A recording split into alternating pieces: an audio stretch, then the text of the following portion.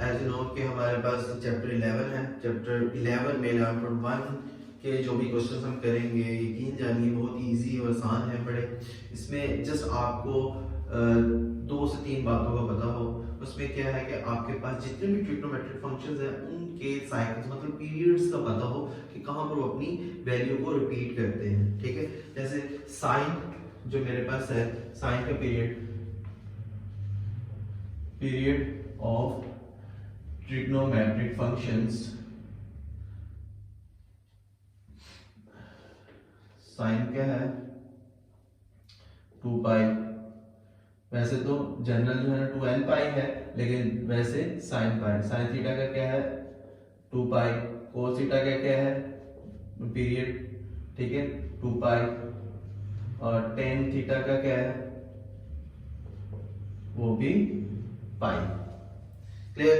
अब हमारे पास जो है ना, अगर आपको इन पीरियड्स का पता है, इन साइकिल्स का पता है, तो आप इजीली 11.1 को सोल्व कर देंगे। जैसे कि क्वेश्चन करके दिखाता हूं, आपको अच्छे से समझ आएगा। साइन 3x, तो हमने करना क्या होगा, देखें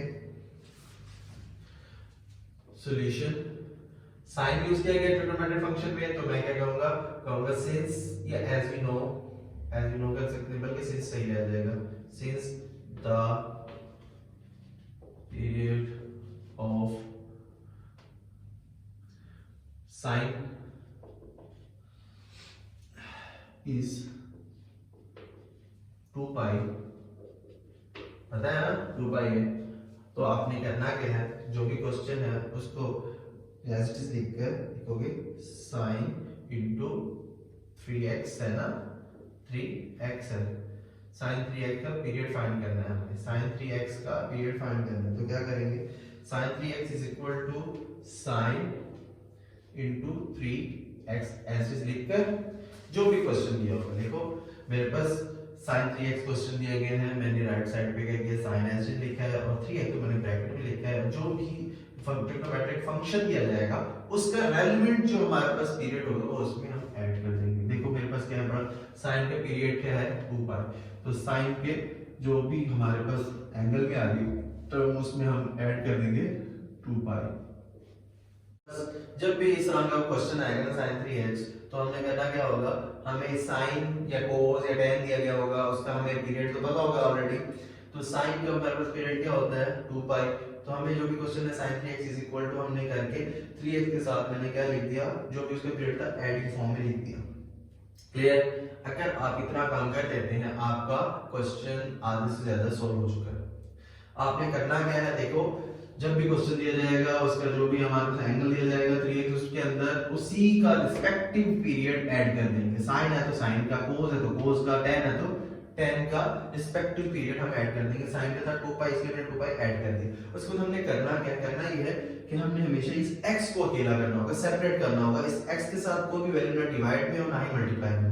तो मैं 3 को करना चाहता हूं बाहर, तो साइन 3 को मैंने बाहर ले लिया कॉमन, x के साथ था 3, x के साथ तो 3 था, इस वजह से 3 तो आ गया मेरे पास बाहर। अच्छा, तो बाकी क्या बच गया 2 पाई, 2 पाई के साथ तो नहीं है, इसलिए मैं 2 पाई के साथ डिवाइड में लिख दूंगा 3। ठीक है, 2 पाई के साथ डिवाइड में लिख दिया 3। अगर आप इस तरह से लिखना चाहते हैं इस तरह से लिख दें 2 पाई डिवाइड बाय 3, जिसके साथ नहीं होती वो टर्म उसके साथ डिवाइड की फॉर्म में आ जाती है। देखो 3 कॉमन लिया, बाहर आ गया, 2 पाई के साथ नहीं था मतलब उसके बाद 3 नहीं था, तो मैंने 3 उसके डिवाइड में लिख दिया। अब लास्ट में जो यहाँ पर जो टर्म बनेगी वो उस फंक्शन का पीरियड कहलाएगा। thus the period of sin 3x is 2 pi divided by 3।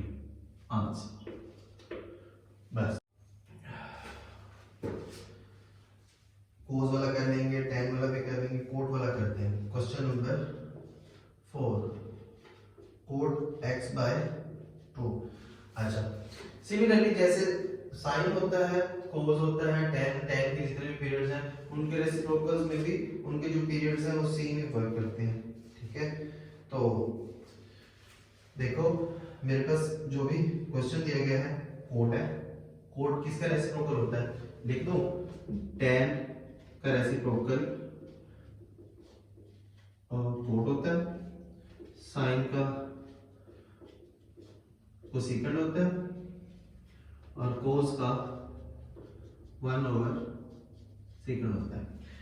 Coat का वही होगा पीरियड जो कि tan का होगा, कोसेकेंड का भी वही होगा जो साइन का होगा, सेकंड का भी वही होगा जो कोस का होगा। देखो करना वही है, 3 डॉट डाल दो, अगर तुमसे ये लाइन नहीं लिखी जाती तो 3 डॉट डाल दो और कह दो the period of cot x, cot cotangent बनता है ना, कोट एक्स कर दो, तो कोट एक्स का क्या है बड़ा, is the period of cot x is, देखो कोट का वही होगा जो tan का होगा, tan का क्या है बड़ा, पाई, इज पाई, क्लियर।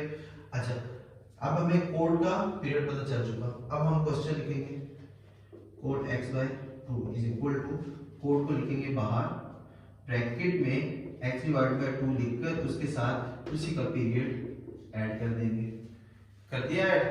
उसके बाद नेक्स्ट स्टेप क्या बताया, पहला स्टेप ऐड करना पीरियड को रिस्पेक्टिव ट्रिग्नोमेट्रिक फंक्शन के, और दूसरा स्टेप उसमें से x को अकेला करना, सेपरेट करना, ना x के साथ मल्टीपल में कोई टर्म आ रही है और ना डिवाइड में। अगर आ रही है तो क्या करना है, देखो अब देखो यहाँ पर क्या है 2, 1/2 लिख सकता हूँ, 1/2 मैं लिख देता हूँ बाहर कॉमन, 1/2 कॉमन, अब फिर क्या हो जाएगा अंदर बचेगा x प्लस, अब इसके पास तो 1/2 था तो ना बाहर आ गया, ठीक है। अब इसके पास तो नहीं था ना, इसके पास नहीं है, क्या नहीं है 1/2 नहीं है, तो क्या करूं, इस पाई के साथ क्या नंबर लिखूंगा, इस देखे अगर तो जिस टर्म के पास हमारे पास वो नंबर ना हो जो हम बाहर कॉमन ले रहे हैं, तो वो क्या करते हैं उसी टर्म दूसरी टर्म के साथ डिवाइड के फॉर्म में लिख देते हैं। अब मैं इसी टर्म के डिवाइड के साथ लिखता हूँ, मतलब इसी के डिवाइड में लिखता हूँ 1/2, रफ वर्क में ले जाओ, पाई है, पाई के पास तो 1/2 नहीं है, तो मैंने कहा जो भी टर्म खड़ी हुई उसके डिवाइड में वो टर्म जो बाहर लिख रहा हूँ वो डिवाइड कर दो। अब डिवाइड में डिवाइड आने की वजह से सबसे नीचे वाली टर्म ऊपर टर्म से जाके मल्टीपल की फॉर्म में आ जाएगी, तो क्या बनेगा 2π, तो मतलब ये ऊपर आके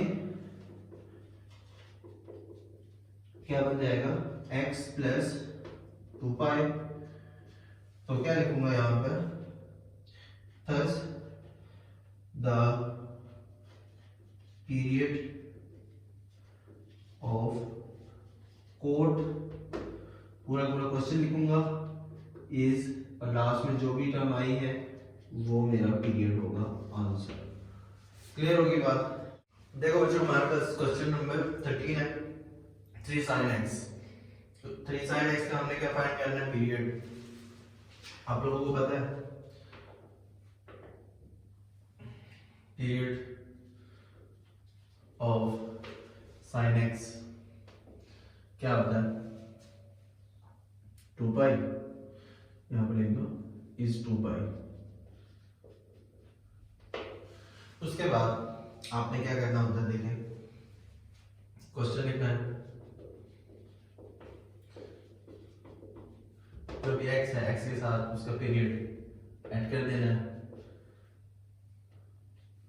तो इसमें आपके पास तो जो है ना आसानी आ गई, x के साथ ना की वैल्यू डिवाइड हो रही ना मल्टीप्लाई हो रही, इसका मतलब जो आपके पास लास्ट में आपके पास रेडियल फॉर्म में आ रही होगी, पाई वाली टर्म आ रही होगी, वो आपका पीरियड होगा, जो कि क्वेश्चन है उसका।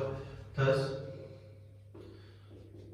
The period of 3 sin x is 2π, बस इतना क्वेश्चन है। चाहे क्वेश्चन नंबर 14 कर ले, क्वेश्चन नंबर 15 कर ले, सब में सेम यही प्रोसेस है बड़ा, ठीक है। तो क्वेश्चन नंबर मैं 15 भी कर देता हूँ।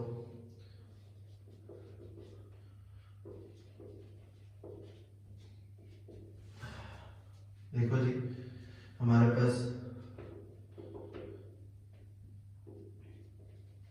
पीरियड ऑफ cos x क्या है बड़ा, 2π।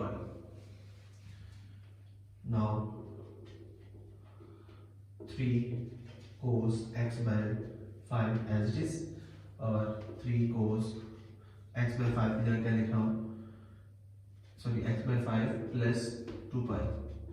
फर्स्ट स्टेप में आपने जिस पीरियड को ऐड करना है, जो भी हमारे पास कोस क्या की वैल्यू होगी उसके साथ। उसके बाद मैंने कहा था कि x को अकेला करना, x के साथ डिवाइड में चाहे वैल्यू हो चाहे मल्टीप्लाई में, आपने बाहर लिखना है।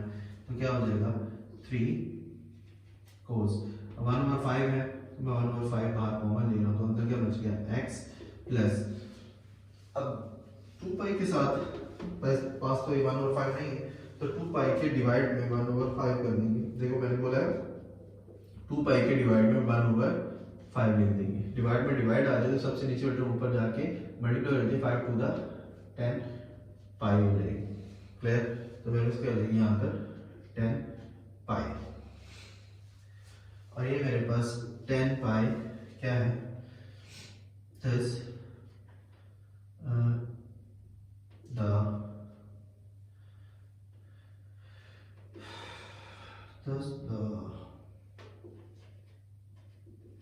period of t cos x over 5 is 10 5। बस ये आंसर है आपका।